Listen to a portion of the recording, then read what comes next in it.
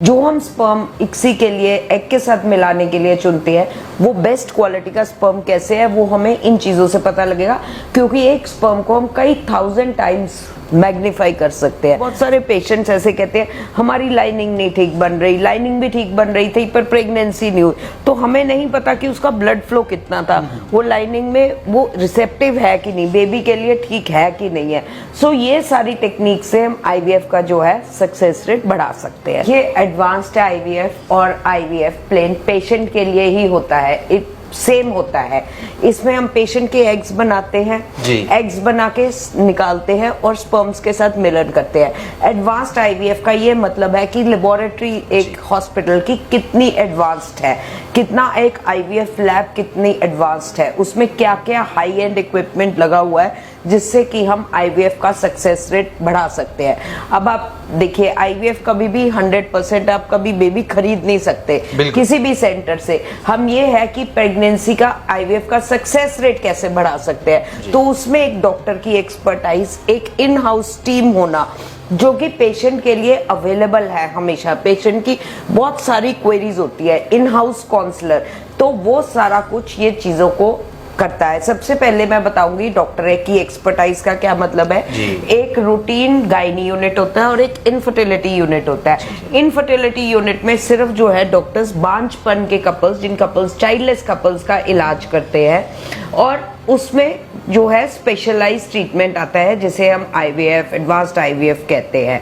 और एक फिर उसके बाद इन हाउस एम्ब्रियोलॉजिस्ट मींस जो भ्रूण वैज्ञानिक है जिसने लैब में काम करना है, वो आपके पास फुल टाइम अवेलेबल है कि पार्ट टाइम आ रहा है, आते हैं जाते हैं, तो वो पेशेंट को कम्युनिकेशन और पेशेंट को जो है सक्सेस रेट में वो कंप्रोमाइज हो जाता है। सो जब हम बात करें आईवीएफ लैब की कि कितना हाई एंड इक्विपमेंट लगा हुआ है, अब जैसे सिंपल एक प्लेन आईवीएफ में हम इक्सी नहीं इन्वॉल्व होती, ICSI, IMSI, laser hatching, CASA, blastocyst culture, embryo monitoring, ये सारे हाई एंड इक्विपमेंट्स है, हाई एंड टेक्निक्स है जिनसे कि हम आईवीएफ का कामयाबी दर बढ़ा सकते हैं, और इसको हम कहते हैं एडवांस्ड आईवीएफ।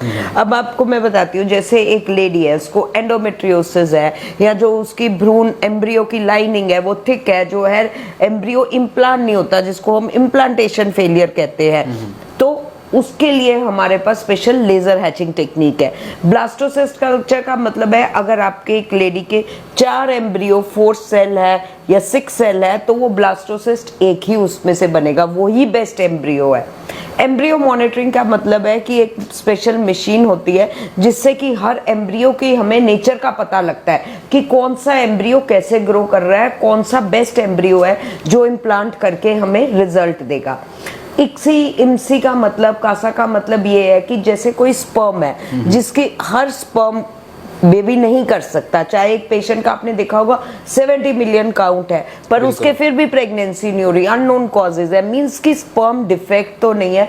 जो हम स्पर्म इक्सी के लिए एग के साथ मिलाने के लिए चुनते हैं वो बेस्ट क्वालिटी का स्पर्म कैसे है वो हमें इन चीजों से पता लगेगा, क्योंकि एक स्पर्म को हम कई 1000 टाइम्स मैग्नीफाई कर सकते हैं। सो ये सारी चीजें हैं जिनसे हम कामयाबी दर बढ़ा सकते हैं। दूसरा साथ के साथ कलर डॉपलर मशीन्स है, अल्ट्रासाउंड में ही इतना है, 4D अल्ट्रासाउंड, कलर डॉपलर, जिनके जरिए हम यूट्रस की लाइनिंग का ब्लड फ्लो देख सकते हैं कि हमने किस टाइम पे एम्ब्रियो रखना है जबकि लाइनिंग का ब्लड फ्लो ठीक है। क्योंकि बहुत सारे पेशेंट्स ऐसे कहते हैं हमारी लाइनिंग नहीं ठीक बन रही, लाइनिंग भी ठीक बन रही थी पर प्रेगनेंसी नहीं हुई, तो हमें नहीं पता कि उसका ब्लड फ्लो कितना था, वो लाइनिंग में वो रिसेप्टिव है कि नहीं, बेबी के लिए ठीक है कि नहीं है।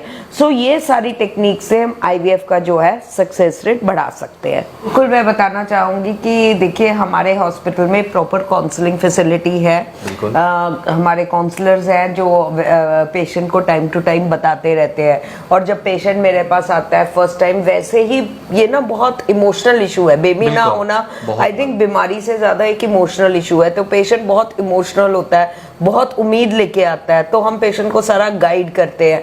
बहुत सारी समस्याएं होती हैं जो कि एक लेडी अपनी फैमिली के साथ नहीं डिस्कस कर सकती, जो हमारे साथ करती है। सो एक पेशेंट को बिल्कुल एट ईज मीन्स उसकी स्ट्रेस दूर करना, जो कि ये सारी चीजें कलेक्टिवली एक सक्सेस रेट को इम्प्रूव करती है। और उसके बाद पेशेंट आपने ठीक कहा, जैसे जम्मू कश्मीर से पेशेंट आया, उसके बाद उसने वापस जाना है, तो वो कब जा सकता है, क्या उसको करना है, आगे जाके कौन से डॉक्टर्स को मिल सकता है, तो इसमें हम सारा गाइड करते हैं। पेशेंट को हमारे पास कम समय के लिए आना है और एम्ब्रियो ट्रांसफर करा के पेशेंट वापस जा सकता है अपनी, और किसी भी अच्छे गायनेकोलॉजिस्ट को दिखा सकता है और हम उसके साथ ट्रीटमेंट कोऑर्डिनेट कर सकते हैं एक बार जब पेशेंट प्रेग्नेंट हो जाए। क्योंकि हम नहीं चाहते कि कोई भी जो कपल है वो यहाँ पे 1 ईयर रहे, 9 मंथ्स रहे, अपना प्रेशियस टाइम, इवन हस्बैंड अपना काम काज छोड़े। तो वी वांट कि पेशेंट अपना कम से कम समय में ट्रीटमेंट करा के वापस जम्मू कश्मीर जाए, ताकि वो वहाँ के डॉक्टर्स को भी साथ कंसल्ट करे और हमसे